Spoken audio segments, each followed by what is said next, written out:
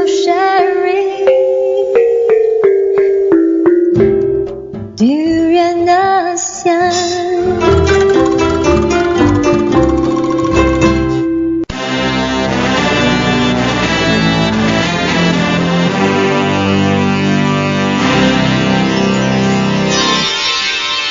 ASEAN Dailies.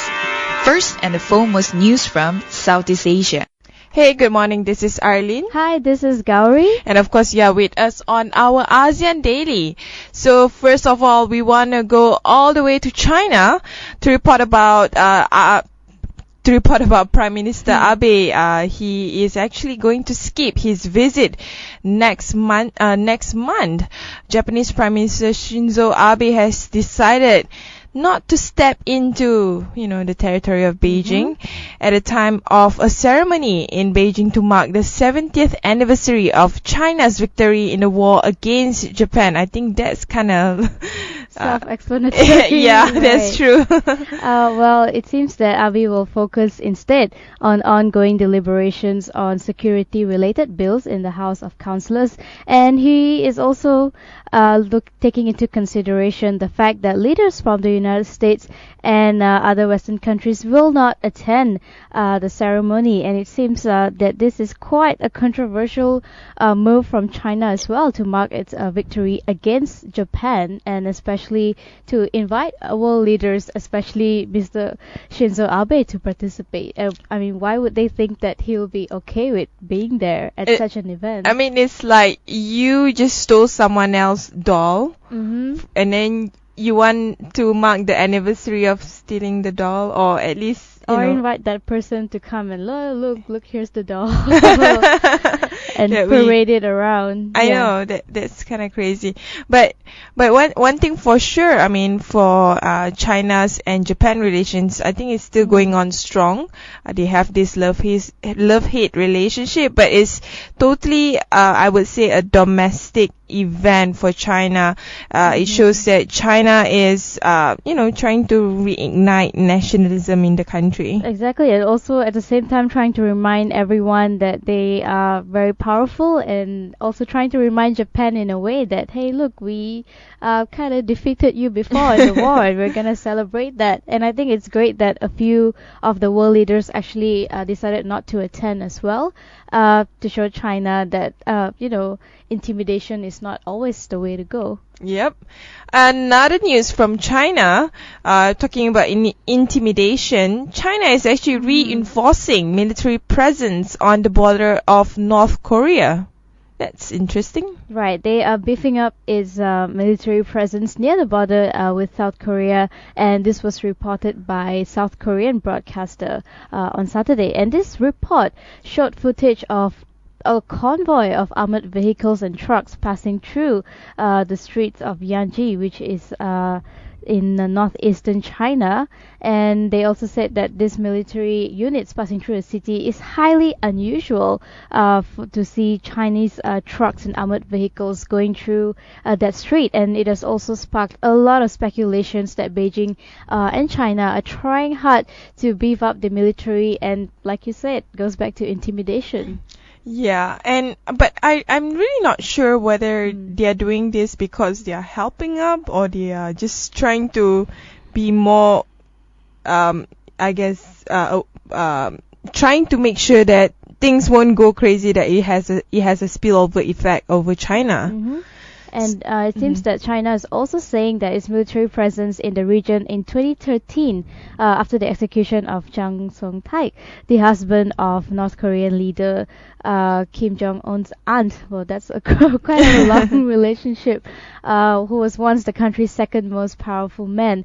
And Beijing could be preparing for all kinds of eventualities. So that means China is just taking a precaution over various factors that would happen, or various outcomes that will happen coming up from the North Korea and South Korea, I would say, harsh or non-relationship. Yeah, it's kind of like Russell Peters' joke when the father of the black guy slapped him and said, just in case. Just in case. Another just in case precaution by China, just in case someone decides to attack them or intimidate them in return. So talking about just in case, well, we didn't really do much other than I'm talking about Malaysia, other than we actually found another mass grave near the Thai border. So Malaysia has been digging a lot of earth from the sand. That's right. Digging a lot of graves, literally and metaphorically as well, where all the secrets are coming out. In this case, like you mentioned, we found another mass grave near our border. And this time we found bodies of 24 people after the excavation process.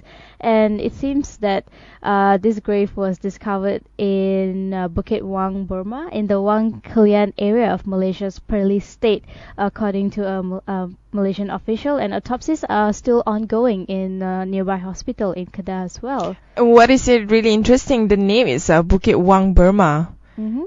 Burma is Burmese in Malay. And well, going back to this, you're right. We didn't really do much about it the last time. There was all these mass graves that we discovered a lot of bodies, and there were a lot of investigations ongoing there as well.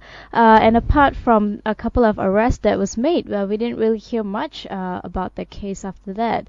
And here we have a second case of mass graves. And yeah, talking about the previous case of mass grave, 139 graves near the town of Wang Kelian, and as many as 28 illegal camps were found. I'm very surprised that the Malaysian authority only knew it recently, and that is after the Thai discovered the mass grave in their border as well, their side of the border, and now they have found another one. My biggest fear is this is just like the tip of the iceberg. That's right. It could be hundreds or thousands of these illegal camps, probably even beyond just the Malaysia-Thai border. It has been ongoing for a while, so really we wouldn't be that surprised if we actually found more mass graves around that area. And as much as it's believed that at least 300 migrants were held in the camps. But given even the general number of what we see every day, the number of people going across borders, it could easily be over 3,000, I think, although the number reported here was 300. And it's a very conservative number. That's right. And like you mentioned, this could just be the tip of the iceberg. We never know what else we'd find if we actually keep digging and try to discover more graves along the border.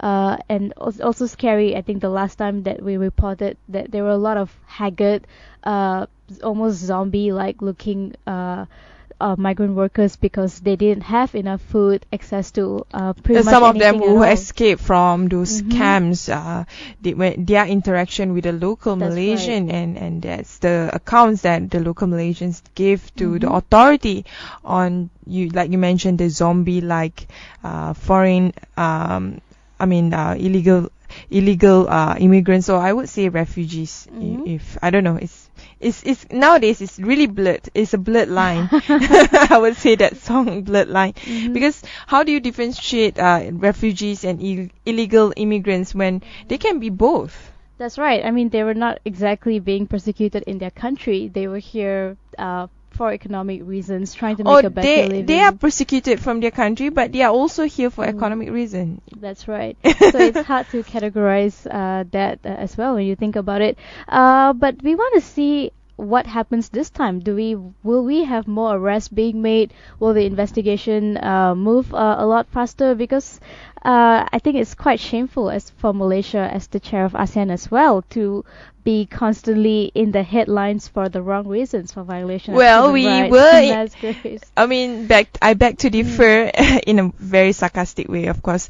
We were in the headline for I wouldn't say right or wrong reason, but for at least to certain people, it was a positive news that Malaysia's human trafficking ranking has been upgraded to tier 2. That means that we are not that bad compared to the last one. But a lot of people are actually questioning the report. They to them is a political move, meaning that the US is doing this because they want Malaysia to be part of the TPPA member negotiator member. So Yeah. I don't know. Exactly. I think I read a few articles that criticized the US as well, that they were doing this for their own importance and also to sort of foster the relationship between US and Malaysia. And it's not really because there has been any substantial report showing that Malaysia has actually done something to improve the state of human rights in the country. That's And true. it goes back to this whole issue here about mass graves. I mean,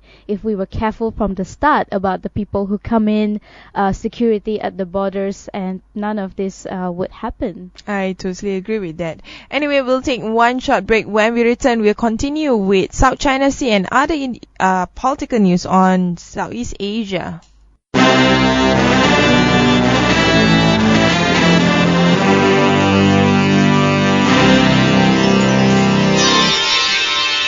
ASEAN Dailies.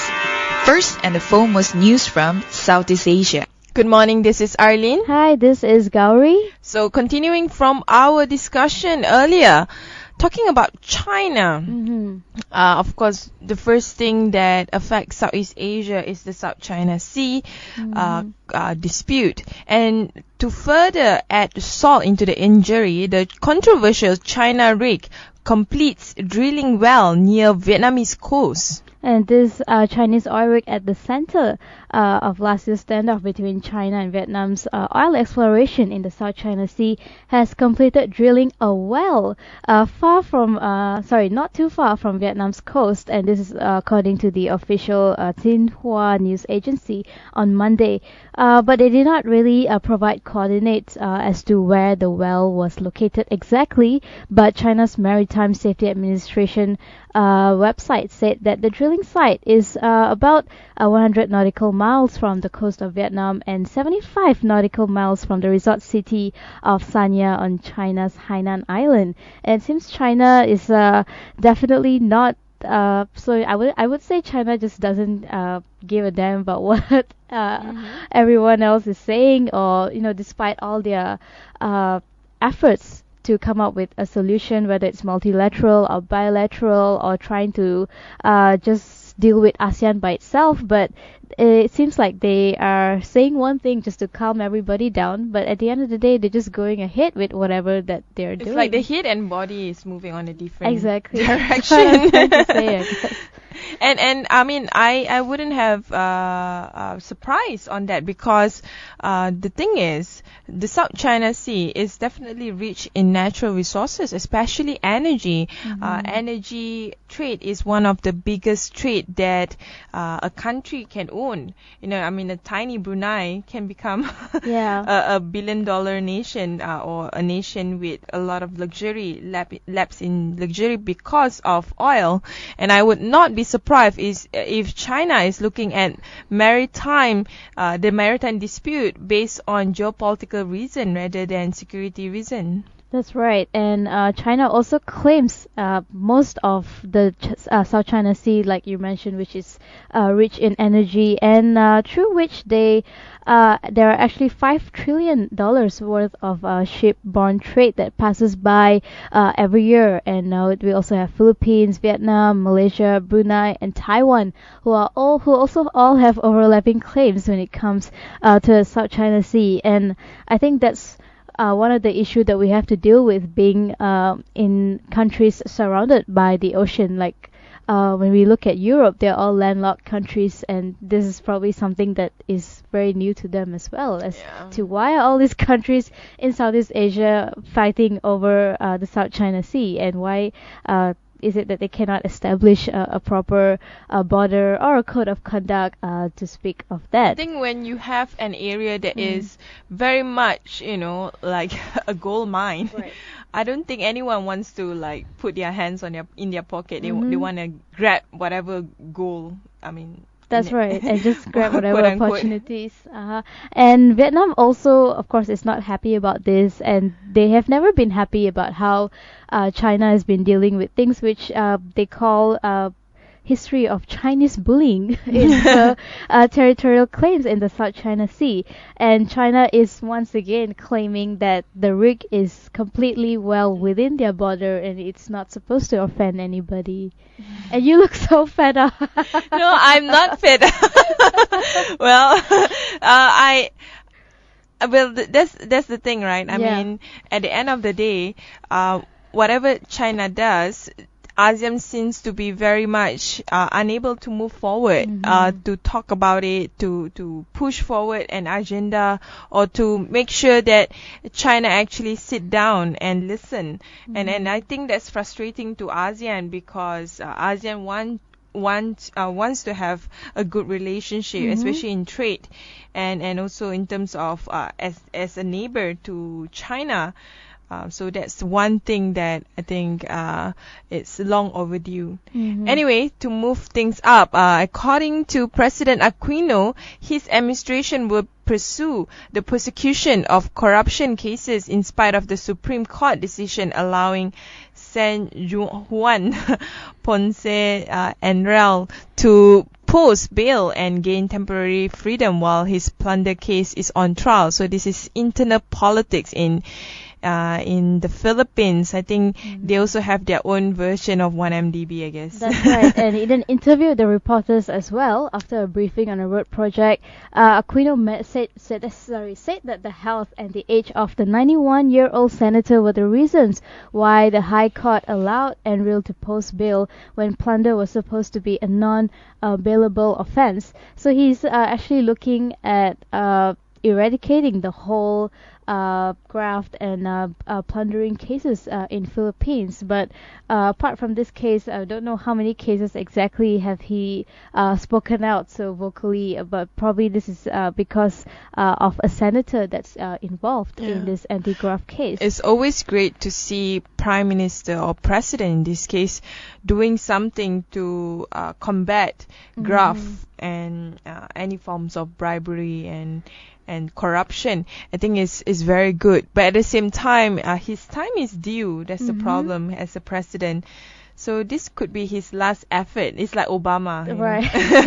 Did you see that Obama video? I don't think so. It's called The Last Lap or something. Okay. Like towards the end of his presidency, which is this year, suddenly everything just come true, Right. like his fight for LGBT, his climate change promise, and a lot of different other areas that he have promised early in 2008, but only see the fruition of it now. And this is probably what's happening with Philippines as well, because of his final term in the office, and he feels like he needs to scramble every ounce of effort, and so he can start making a good reputation for himself, for everyone in the public. It's very unlikely that he will run again, that he will be re-elected as the president, as we already have a few other people being nominated as well. But I guess the last lap, he's doing what he can do in his, I would say, final days. In the Final office. days? Or final months, actually, not so soon. I know, right? Anyway, to go south of the Philippines, Mindanao peace process get caught up in national politics. Well, the great thing about the Bangsa Moro and I would say conflict is it definitely has lessened a lot, and they recently signed a peace deal. But unfortunately, even though it took a year for the government and the Moro Islamic Liberation Front, or MILF for short, to end the fighting as a result of the aborted signing of the landmark but controversial memorandum of agreement on ancestral domain on August 5th, 2008 is still very much a problem in Mindanao. Right, and they are also worried that the peace process is getting caught up in national politics, especially when the 2010 elections beckoned. And the sad part is they see the same pattern emerging today with efforts to enact the Bangsamoro Basic Law, which is BBL, following what you were saying earlier. And just like in 2008, I think according to Inquirer, many Filipinos themselves still don't don't really know what's the deal with Mindanao's history, what is the socio-political situation that they have there, and they have a very, very low appreciation of the whole peace process. And I think that complicates the matters for them even more. I totally can see their point here. I think the same as people from Semenanjung sometimes have no clue what is happening in Sabah and Sarawak. They will be like, why their politics is not like us? And people from Sabah and Sarawak is like, why Malaysians, why Peninsular Malaysians, they are so caught up in the race politics, you know.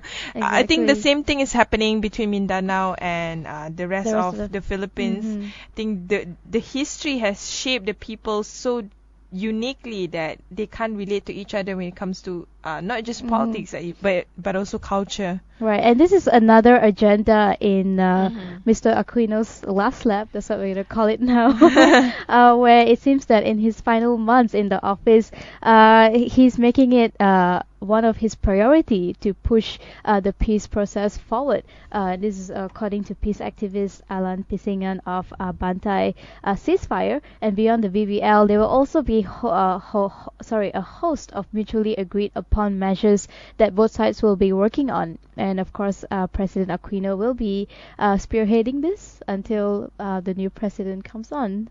I can't wait. See who's the new one. To see who's the new one. And on the other hand, let's move on to ASEAN as a whole. So ASEAN must take unified stand at UN against drug use, and we know that.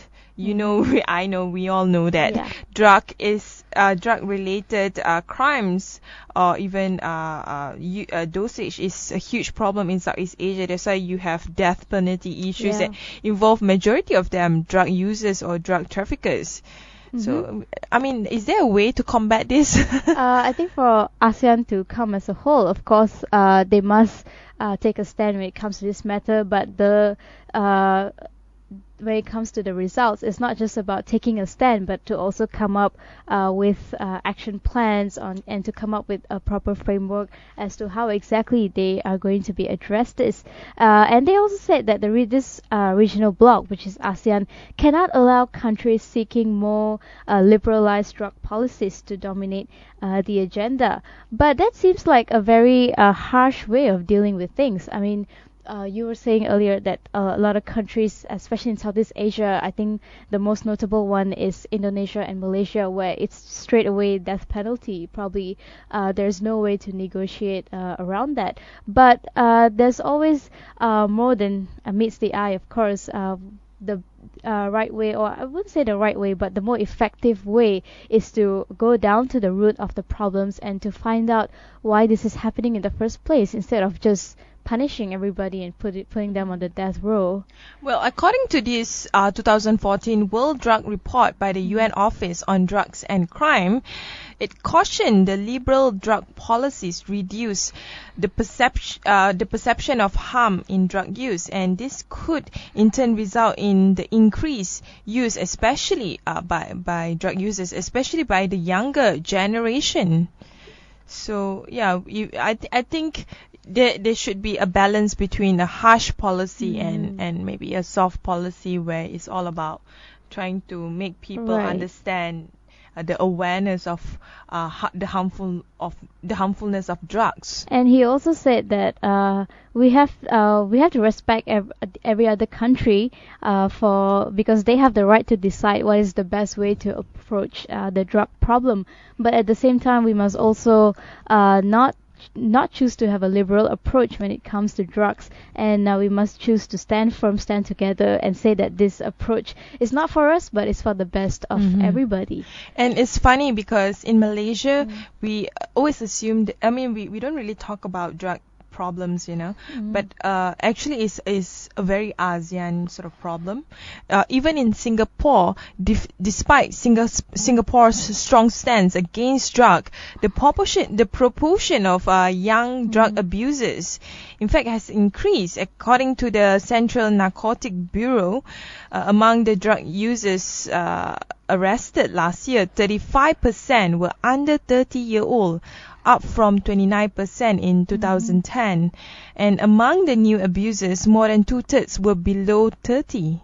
I think this definitely goes to show that the more you tell them not to do it, that's when they're going to do it, which is why I do not quite agree that we have to take a tough stand that we cannot be reasonable about this, because at the end of the day, it goes down to solving the problem That's and not true. just going for a short-term kill everyone solution. I totally agree with you. I mean, if you go back to the hippie days, your dad's day and my dad's day, probably they'll be like, hey, you guys are so not cool, unlike us. So late. Anyway, we'll take one short break. When we return, we'll talk more on the economic and social culture side of Southeast Asia.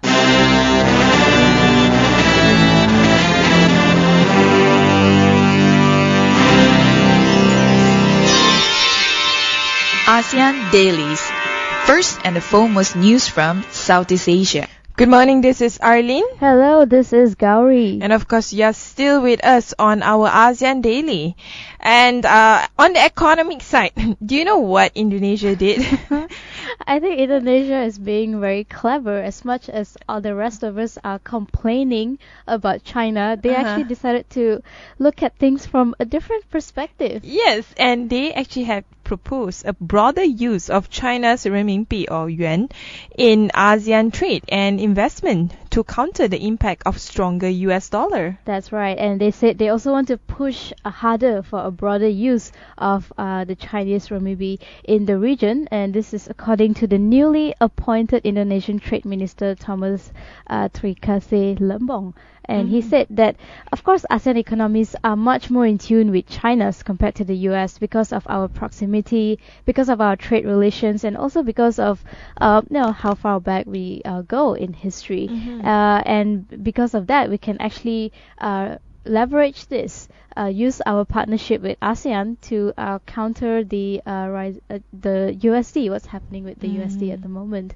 And meanwhile, he said that Indonesia's strong support to the ASEAN Economic Community formation on December 31st, 2015, in confronting external headwinds when, of course, the ASEAN community pool of resources together as opposed to each other of us trying to fight it single-handedly. So he's positive about the ASEAN community. He thinks that we should adopt to use more of the China's renminbi, and also he thinks that the US Federal Reserve would decide on their next course of action with regards to its interest rates. And we covered that at Afterthoughts on the ASEAN currencies or currencies in Southeast Asia. And of course, a stronger US means more capital outflow from Asia to the US, and this trend will continue for quite a while, and that's why we will have a lot of problem. And it's going back to this whole currency war that's happening between US and China, of course it's affecting the rest of the world. It's affecting Malaysia very, very badly as well, and I think one of the things that we can do is also probably look at how we can counter that using the Chinese renminbi in ASEAN. That's true. And on the other hand, an Indonesian Cinderella success story.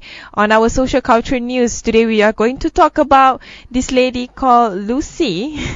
She used the impetus to develop a program to help single mothers set up their own small businesses. Her community activism was soon noticed by the US Embassy in Jakarta, which sent her stateside to take part in the International Visitors Leadership Program in Economic and Community Development. And she also created a very adorable line of dolls, like Barbie dolls, but they wear batik. Right. And I think it's every now and then we need to hear of a news like this. In spite of all the doom and gloom, it's great to see a young woman who actually emerged from the darkest periods of her life. She was going through a divorce. Her ex-husband took everything from her property, even her children.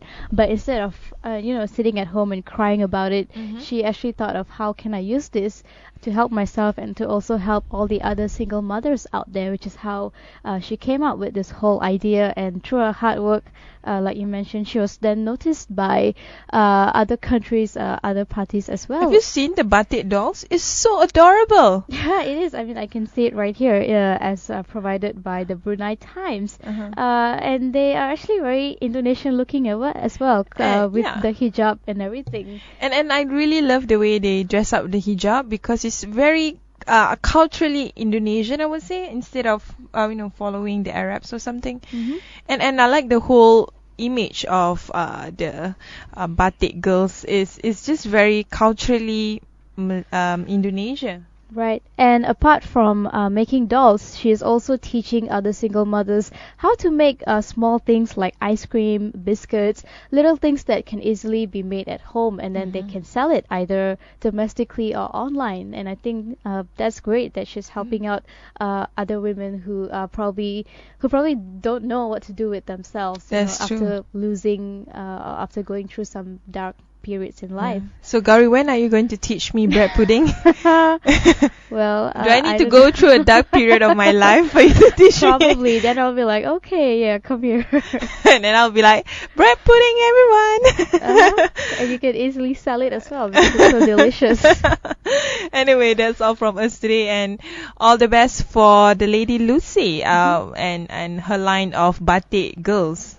Right, and of course, as always, don't forget to like us on Facebook, follow us on Twitter, Instagram, and subscribe to our YouTube channel for all the daily news and interview podcasts. And of course, you can always listen to us live and check out all the other stuff that we are doing, like videos, articles, and stuff on durenasean.com. And always you can catch us more on the go with your mobile by downloading our app, Durian ASEAN.